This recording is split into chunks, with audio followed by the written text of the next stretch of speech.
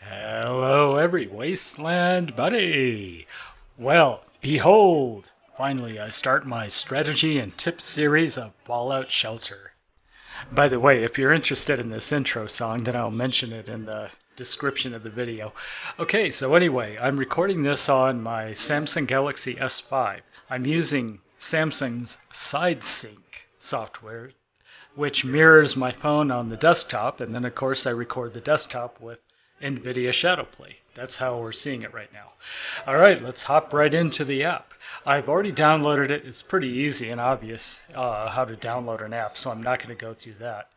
And I'm going to be able to control the game with both my mouse on the PC and my finger on the smartphone. So you might see me use a combination of both of these. All right, so these screens are just the intro like you would normally see in a Fallout game. And here's the main screen. So obviously before we hop into the game itself, I love digging through the different menus and such, so I'll show you what are in those menus really quick. So here's the tools menu, or what it looked like a gear icon. It's just music and sound settings. There's notifications. There's also screenshots. I chose to keep screenshots off because I'm recording this, obviously, so I don't need to take a screenshot if I'm recording it. And by the way, notice how there's no graphics options. That's a little strange, huh? And it's either because Bethesda decided to correct performance options based on your model of smartphone, or they just don't care and they assume that you're using the best smartphones available. Okay, so here's the info screen. I just wanted to show you what's in there. It's nothing but mumbo jumbo and legal junk. Okay, back to the main screen. And you see this radiological symbol in the lower left? Don't click it. It takes you out of the game into a website. Okay, now in the upper right is your vault list. The vault list allows you to store 3 different vaults as you're playing. So you could have an experimental vault, you could have your main vault. You can see I've been busy. Look at the one at the top. There's 196 dwellers. It's actually 200 dwellers. I just killed 4 of them arbitrarily. Okay, so there's a Vault 94 which I just started. I'm going to delete that so we can start a brand new vault. See, if I click that, then I can delete it if I want. You can either load the vault or you can delete it. And I thought I clicked delete. Apparently not. Delete. Yeah, there we go. So that's what the slot looks like when you're able to start a new vault. And that's exactly what we're going to do now. Let's click it. Now, yeah, you have to determine the ID of your vault. So you can choose any number pretty much from 000 to 999, I think. And you just can't name the vault the same number as an existing one in your other 2 slots. So, yeah, so I think I'm going to choose 94. See, I can't do 92. I've already got a vault 92. However, we can do 94. What's the significance of 94? I'll give you a hint. It's something in Star Wars. Maybe you can look online and find out why I named it Vault 94. Alright, so this is just the intro screens into your vault. Oh, the vault keeps people safe from the dangers of the wasteland. This assumes that anyone can start playing this, including people who've never opened a Fallout game before. As overseer, your job is to blah blah. Yeah, you can pause these slides if you want to read everything. They kind of go fast whether you want it to or not. Like, see, like I didn't even click that. Vault Tech will give you a daily rating. Yeah, don't worry about the performance report in the daily ratings. I mean, you're doing good if you manage to keep even half of your vault dwellers alive. Okay, please stand by. This is a very familiar sight for anyone who's played Fallout games in the past. And by the way, this loading screen will also have some basic tips and tricks, just like that one right there. See, send Mr. Handy to the wasteland to collect caps. So you can look at those as you're loading the vault every time. Okay, behold, a totally naked vault. And keep in mind that as with most simulators, you're playing the part of a mayor, or in this case it's an overseer, and you have to build rooms, you have to keep your dwellers happy. You know, it's just pretty much your run-of-the-mill simulator as far as the game mechanics goes, but then of course it's very unique in every other way. Alright, we're going to build our first room just like it asks us to do, and you only have one choice to start with. You have to build a power generator. Now, notice that there is a particular attribute that's assigned to this kind of room. In this case, it's strength. So in other words, the strength attribute governs all of the power generators. And I am going to mention this entire attribute system in detail. It's one of the most important concepts in Fallout, the Fallout Shelter, and the upcoming Fallout 4 game. All right, so we have three choices. Areas to place this very first room. Now, I highly recommend that you either choose one of the bottom two slots, and the reason is you can expand rooms, and you don't want to block that room in the upper right that I'm pointing at right now. Instead, you want to expand that. So if you were to put the power room here, you would block it. So instead, let's put it somewhere else, like maybe... Yeah, this is a good place to put it because you can expand it to the maximum number of tiles. So it turns out you can expand these rooms to 3 tiles max. And we're able to do that now. See, over to the left. Alright, so what comes next, naturally, is that we need to assign dwellers to that new room that we just created. So take a look at 2 new dwellers that just arrived up at the top. And random wastelanders will arrive right up to the front door of your vault for a while after you start playing the game. It won't keep happening forever, but you get a few freebie dwellers right away. Okay, so let's look at the stats. It's now starting to explain the special system. This is the attribute system that I mentioned earlier. It's called special. There's 7 letters, each of which stand for one of the 7 attributes. It's strength, perception, endurance, charisma, intelligence, agility, and luck. This particular dweller is very strong. So let's slap him right into the power generator. After flying him around a bit like a flugenugen. Whee! Isn't that fun? Yeah, see, so when you're dragging a dweller, that's what happens. Now take a look above the ghost of his being. It says strength 5. That means if I plop him into this particular room that's highlighted, it's going to add 5 strength to that room. Good. And that's exactly what happens. So now the vault door is opening up. And then I'm trying to press... well, okay, somehow that's not working. So instead I'm just dragging her right into the room to see how strong she is. See, so I didn't even have to open her skills. I could tell that she has a strength of 2. So that's what we just did. I just plopped her into the power room, and that adds 2 more strength to the room. Now, the attribute score of each of the dwellers, that governs how fast they generate something in a room. There's other ways to manipulate a room, but in this case, these 2 dwellers' strength attribute levels govern how fast they're going to generate power. Okay, so let's do what the helpful hint says. It says double tap to take a closer look. So you can see them working away, and they seem to be fairly happy, but they could work faster, and they would be even happier and more proud of themselves if they were to do a rush job. So we can do a rush job. It says to open up the rush menu. Okay, fine. And it's pointing to the rush button. That's how you rush a room. You'd rush a room if you're really low on resources and you need more in a hurry. But of course, things can go wrong. But nothing's going to go wrong the first time you rush because it told you to rush, right? So let's do it. And by the way, notice the countdown timer for the room. It says 1 minute and 52 seconds and 1 minute 51. Yeah, that's how fast they'll generate power each time. Okay, so I just clicked the rush button, and now I'm going to click activate. And that's how you rush a room. Oh, success. Imagine that. The tutorial told us to do it, so that's why it was a success. It can be a failure, and I think that's the only freebie you get. Alright, so now let's build a second room. Yeah, you don't have a choice. You have to build the diner next. You don't have a choice in this, but you do have a choice where you put the diner. Now, the attribute associated with the diner is agility. See, so that's a little bit different now. So let's build it. Now, let me show you where I would highly recommend building your diner. And in fact, this is tip number 1. Don't block the living area or the living quarters at the top. Build your first 3 rooms on the second level. So anyway, now that that's out of the way, let's build one more resource room. There's one last resource you haven't seen yet. That's the water treatment plant. And take a look, the attribute associated with that is perception. So we're going to build it, and remember the tip I just mentioned a little while ago. Don't block the top, build on the second level.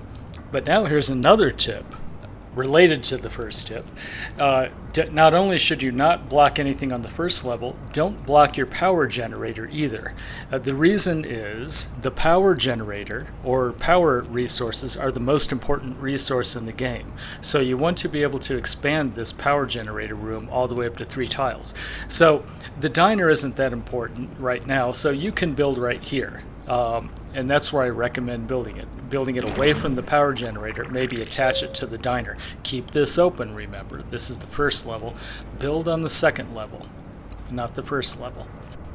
Alright, so now that we got all of our 3 resource rooms all built, they're not populated yet, but now you can take a look at how the resource meters at the top kind of reflect what's happening in all these resource rooms. And of course, now that we've created our 3 resource rooms, more dwellers pop up. And like I said before, these dwellers will randomly appear for a while in the beginning of your game, but eventually they will stop, so you're going to have to find other ways to attract dwellers. We'll talk about that later. Well, now that we have a bunch of new dwellers to assign to rooms, let's do it. Let's take a look at their attributes first. So we're looking at Lori. She's not particularly good at anything, is she? And here's Frank Turner. Why, isn't he an intelligent lad? Take a look at his eye level. Diane Allen. Isn't she lucky? She's a lucky lady. And there's her luck right there. Let's take a look at the next one. Jessica Owens, look how agile she is. She's got a very high agility score. Now, if you want to know the best place to place her, all you have to do is just click on a few of the rooms. If you click on this room, it tells you right there that the diner requires agility. So the room will remind you which attribute is best associated with that room. So let's take her, and we are now going to drag her all the way into the diner, ignoring that hint that's taking up half the screen right now. It's kind of annoying. We'll mention all that later. Now, by the way, take a look at this. We see that we've started to satisfy our objectives and rewards. I'll talk about that later too. You know, we don't want to get inundated with too many game elements right away.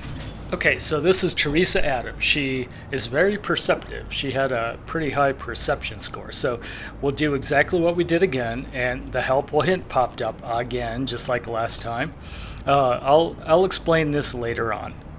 These helpful hints are kind of getting in the way. Alright, so anyway, because Teresa has a high perception, she is best suited for work in the water treatment plant. Now, how do I know that? Well, you can drag her into the water treatment plant just to validate your model. There it is right there, see? It requires perception, and she's going to add 5 perception to that room, so that's exactly what you want. And there we go. We've satisfied our first objective. And of course, the helpful hint couldn't wait to tell us that. So we'll click that out and get that out of the way. Okay, so we've completed the first objective. Let's kind of finish these guys. Okay, she's not good at anything particular. He's not good at anything. He's a little more intelligent than the others, and she's a little luckier than the others.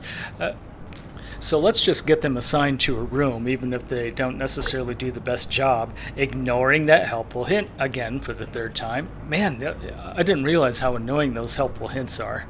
They're not very helpful when they're just getting in the way. Alright, so let's take, there's a helpful hint again. Let's take somebody like maybe Diane Allen. Okay, she has an agility of 2. She can go into the diner. And you see how it says A2? We're going to add 2 more agility to that room. Let's take a look at this guy. Oh, he's got a decent amount of strength and perception, I think, right? We can actually, let's put him into the power generator. Or actually we can't, because there are already 2 people in the power generator. Those were the first 2 dwellers we put in there. Okay, so we have to find, we have to fill the other 2 rooms. So let's fill the water treatment plant first. Requires people with high perception. And she has 2 perception, and I think this guy does too. Okay, so we'll Frank Turner. No, he doesn't, and neither does he. Okay, so he only has one perception. He only has one perception. She has two perceptions, so she is going into the wastewater sewage dump. There you go, lady. +2 to perception. Oh, there's a resource. You have to click the resources to collect them. They won't generate any more until you do. Now, by the way, I'm just storing these 2 extra dwellers in the living quarters temporarily. You can put people there if you're not sure what kind of job you want them to do yet. And yes, it is true that if they are male and female in the same living quarters, they'll go through this hullabaloo, song and dance, and then they'll start dancing, and then they'll go back into the bedroom and have sex, and then, yep, babies will start popping out. And that's one way to increase the population of your vault. Not the only way, but one way. Alright, so anyway, there is the beginning of a beautiful vault. We have a total of 5 rooms. We have 8 dwellers in the vault, but take a look at the gear or the vault door up in the upper left. It's pulsating. That means that we've hit our limit. See, we have 8 out of 8 dwellers.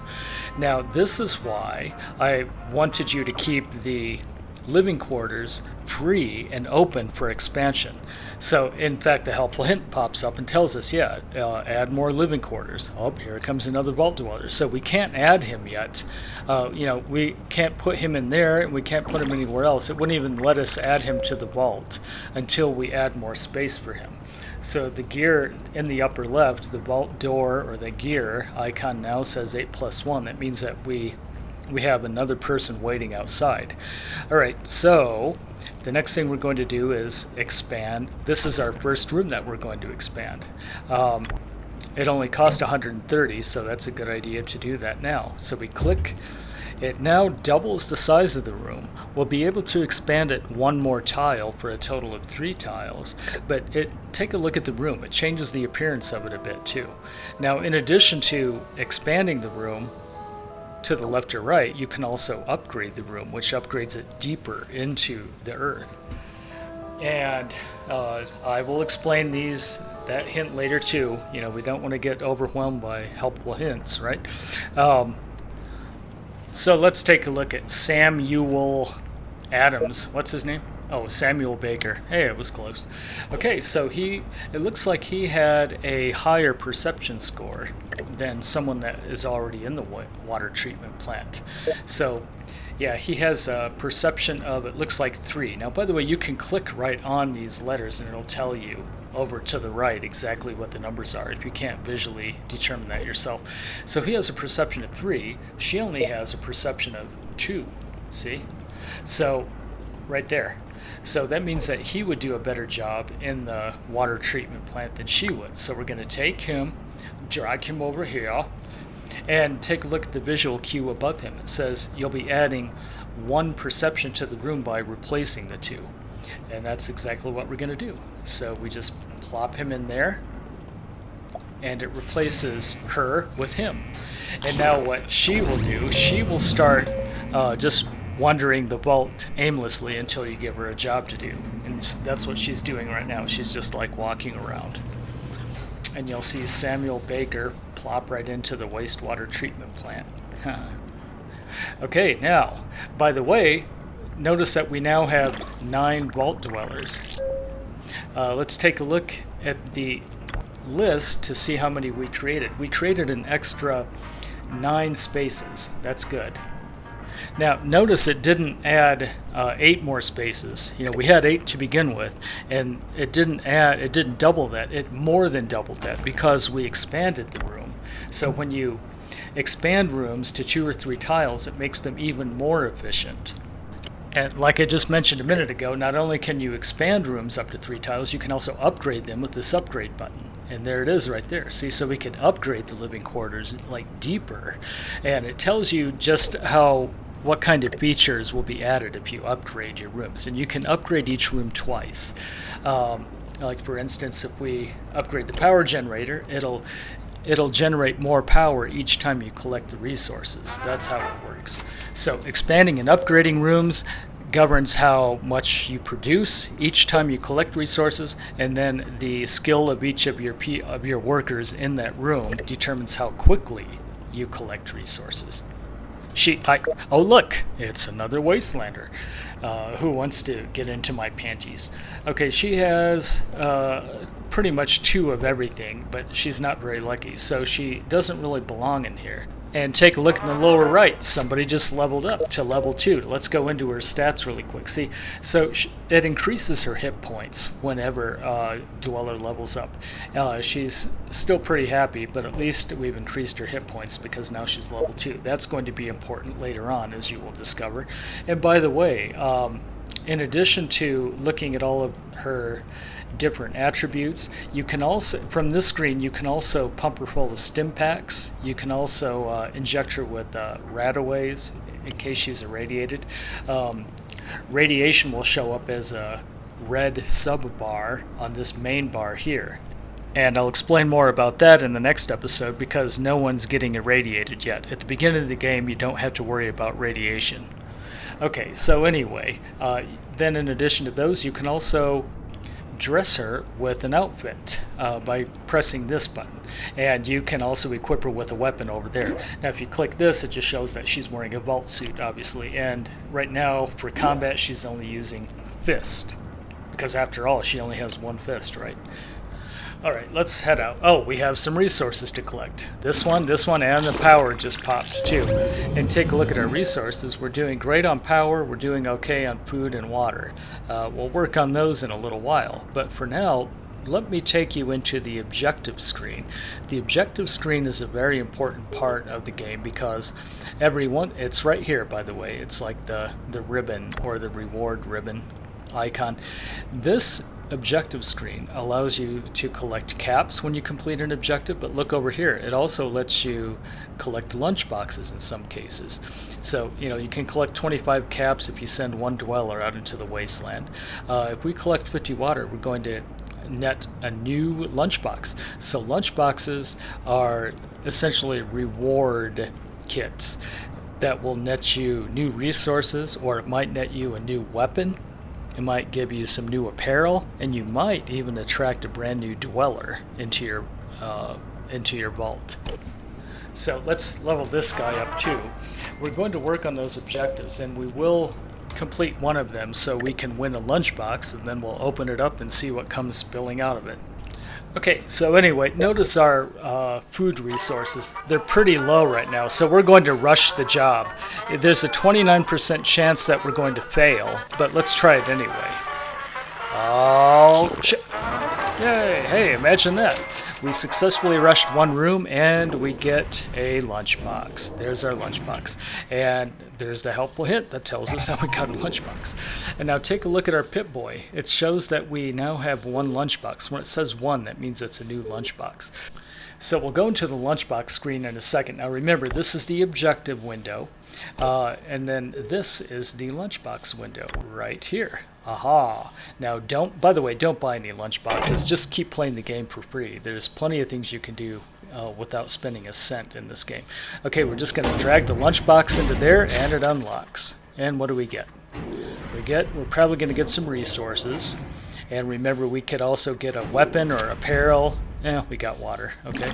Or we could get a vault dweller. You never know, right? Hey, there we go, 500 caps. That helps us out, especially at the beginning of the game. That's useful. Yes! It's our first weapon. It's an enhanced scoped 44 Magnum. It does 3 to 5 damage. And our last one is... Yes! Carl Peters. We have our first rare dweller. It's rare because he's glowing blue. So because this dweller is a card, as soon as we get out of this lunchbox screen, then he'll appear outside our vault door. Then we can decide what to do with him. And if we take a look up there, we should see him running. There he is, right there. Oh, that looks silly. He's got some goofy clown nose on. Is it just like clowning around out in the wasteland? Okay, let's take a look at his stats. Oh yeah, so he's He's very charismatic. He's pretty intelligent. He's lucky. He's also very perceptive. He's probably going to do the best job in a room that requires perception, which of course is the water treatment plant. And if you ever forget that, you can just take a look at the different rooms to take a look at the associated attribute. So we are probably going to put him in the water treatment plant. And in front of him, there's a few new dwellers that we haven't even looked at yet. His stats are definitely the most impressive of anyone we've ever seen yet, but we can raise the others up too. That's going to be in a future strategy video. Okay, let's put him in there. We get perception +4, so he's doing a lot better than the best person in there already. Now, here's the next tip. You see how the vault door opened to make room for him so he can pass through? Well, I want to hurry up and take advantage of the door being open and hurry up and bring more people through and maybe increase the skill level in the other rooms. So the next tip is minimize opening and closing the vault door to avoid attacks. So if you have to open up the vault door, then try to pass as many people through at once as possible, like I just did. Okay, so now Carl Peters is nice and happy in the wastewater sewage treatment plant. We're going to take that comedian outfit off. That looks silly. Actually, we're not going to take it off because it's adding 2 to his perception. So now he has a total of 7 perception as long as he keeps it on. Okay, now let's pop over here for a second. We could arm him with that 44 Magnum that we just did, but let's not do it. There's no reason to arm him yet. We should keep that in our inventory so we can equip anyone with that gun if we need to. Okay, well, we've been strategizing for almost half an hour now, so let's end here and pick right up here in Vault 94 in the next video. Remember that in the strategy and tips guide, we'll take this vault all the way to 200 vault dwellers, so you can see the full spectrum of complexity in the game. If you like this first Fallout Shelter video, then go ahead and subscribe to my channel and click the thumbs up button if you liked it. I really appreciate that, and remember that this channel is nothing without audience support. Alright, happy overseeing and happy waste trotting. We'll see you next time in Vault 94. Thanks for watching.